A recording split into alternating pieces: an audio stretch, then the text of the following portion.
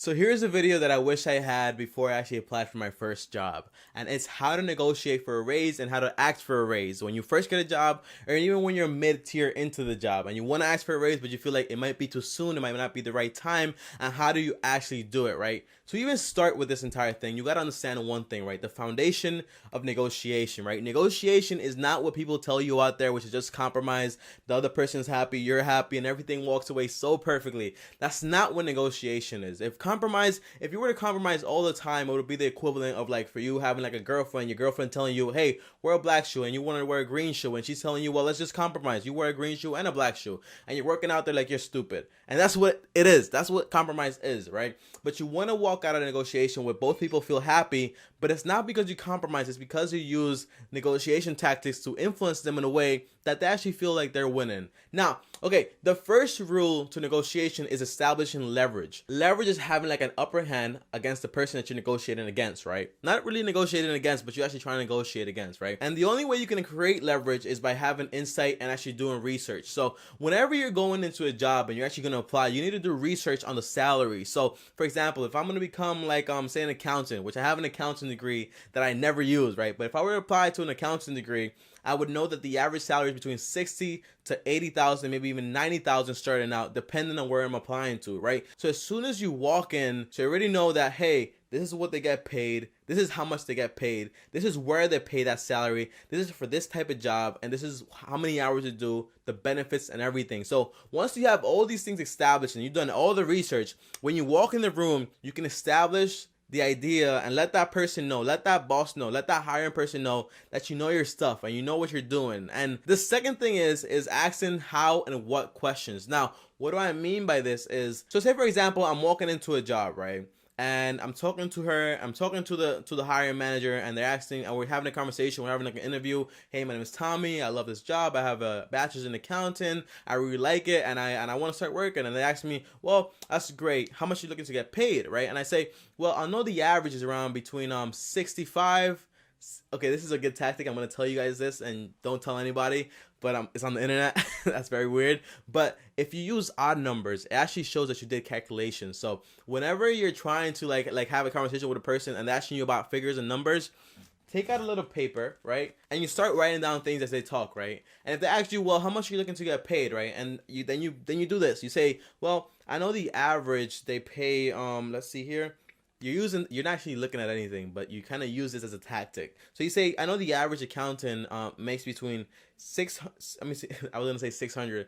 I know the average accountant makes between $65,332 and $80,553 working in this company, so and so said, right? So as soon as you use these odd numbers, the person knows that, oh my gosh, this guy did his research. He knows the company they pay that for, and he knows for what job they pay that, right? So when you use that tactic, the person's usually going to respond by saying, wow, we were actually hoping to pay you this much. And you say, well, how am I supposed to do that?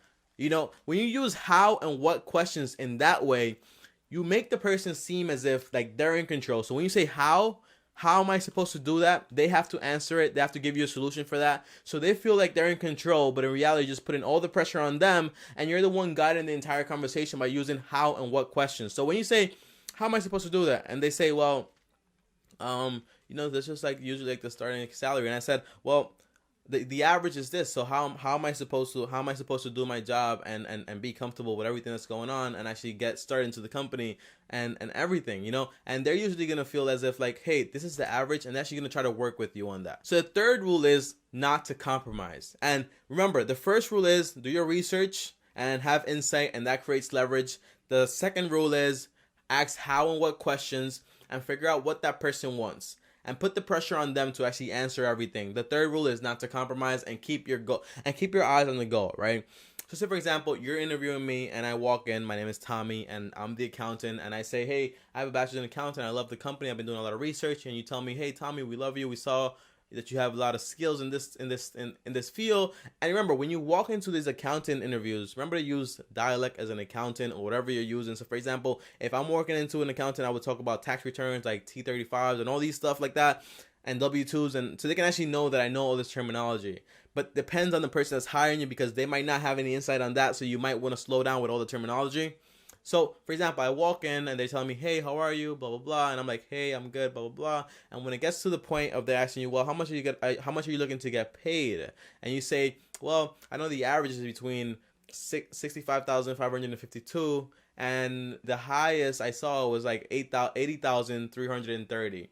Right? So right then and there, they know that you did your research on the salary and everything like that. So they know they're not going to come in and try to like haggle you. So say, for example, let's use a different situation, right? In that point, I answer by giving you the standard, right? The low end and the high end. Remember, when you give the low end, always try to give a low end that's pretty high, because usually what the company's going to do, they're going to try to give you that $60,000 that you're asking for, right? So always try to like put it up just a little bit more. But now don't be like, oh, it's 80,000, 90,000, because they can actually know, well, that's not realistic, right? What if they ask you, for example, how much are you looking to get paid? It's the same thing. So if they ask you how much you're looking to get paid, use the same average. Throw a high anchor out there. So throw a high number and back it up with your research. And that's really how you do it. So say, for example, so you want to approach a boss and you want to ask for a raise, right? So in this case, you would use how and what questions to actually get this conversation started, right? So you would say, hey, how can I get a raise, right? And when you use that and that tone of voice, they're going to put the pressure on them, right? So when you say, how can I get a raise? The person's going to tell you, well, we're going to give you a raise either next year or like this and that, blah, blah, blah. And when they answer you, then you say, well, I did some research and I'm only getting paid $40,000 for this job, but I know that the average person for the job that I'm doing is getting paid like $60,533 in this company, and in the higher end, for people that have as much experience as I do, they're getting paid like $80,552, right? Right then and there, that's gonna put the pressure on them, and they're gonna probably tell you, well, we can only like raise your salary by $5,000, maybe like $3,000, and you say, well, how am I supposed to do that when the average is this? When you start this dialogue of using how and what questions and just putting all the pressure on that person, then they have to kind of get to your number. Don't be like too pushy. You know what I mean? So just like use like how and what questions to put the pressure on them so they can answer you and they can feel like they have control over the conversation, but don't be like, no, the average is this, I want this. You know what I mean? Be nice, be professional, and just keep going. So that's basically all the basics when it comes to asking for a raise, right? And this is just basics when it comes to negotiation. Basically, having research done, like asking how and what questions to actually put the pressure on that person. And third, not to compromise, because everyone out there is always looking to compromise and it doesn't work. Trust me, when you try to compromise, someone's going to be trying to take advantage of you, and you don't want that. You want to win. You want to be the person that's winning, and you want to actually make sure the person's feeling good about it by using these tactics to kind of make them feel as if like they're actually winning, because in a sense, you're just asking for what you deserve.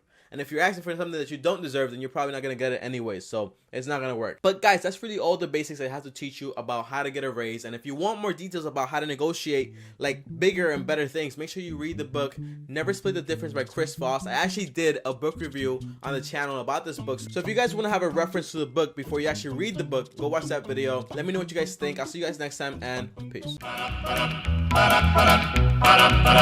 You've got to start at the bottom if you're ever gonna